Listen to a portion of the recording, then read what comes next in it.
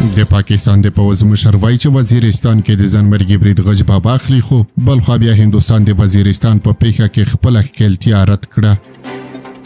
سلامونه ستړي مشئ، وخت مو په خیر. پام وکړئ د یاران ټي وي یوټیوب چینل څخه د نن ورځې تازه او مهمو خبرونو ته.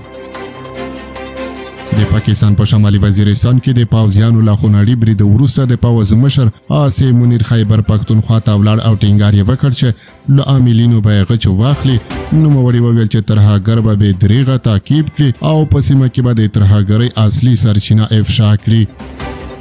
دغه موټر بم برید د پاکستاني ځواکونو پر کاروان شوی چې 14 سرتیري وژل شوي دي او همدغه راز تر 1400 زیاته نورو ټپیان شوي دي.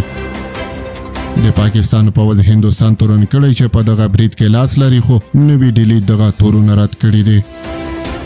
پاکستاني رسنیو راپور ورکړی دی چې د برید مسؤلیت یوې داسې ډلې پر غاړه اخیستی دی چې له تحریک طالبان پاکستان سره تړاو لري او د حافظ ګل بهادر تر مشرۍ لاندې فعالیت کوي.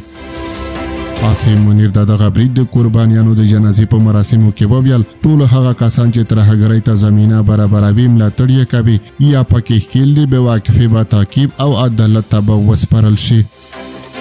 نوموړي تحریک طالبان پاکستان پر دې تورن کړ چې له هندوستان سره اړیکې لري او ټینګار یې وکړ د پاکستان خلک د ترهګرۍ د هر ډول بڼې د بشپړ له منځه وړلو لپاره یو موټی دي او تر هغه به خپله اراده ټینګوي چې دا ګواښ له هېواده په بشپړه ډول ختم شوی نه وي. نوموړي د خپل هېواد خلکو ته ډاډ هم ورکړ چې د هر بېګونه پاکستاني د وینې غچ به واخیستل شي او د پاکستان د داخلي ثبات د کمزوري کولو لپاره به د چاټک پریکنده ځواب سره مخ شي. بلخوا بیا هندوستان د وزیرستان په پیښه کې خپله ښکیلتیا رد کړه.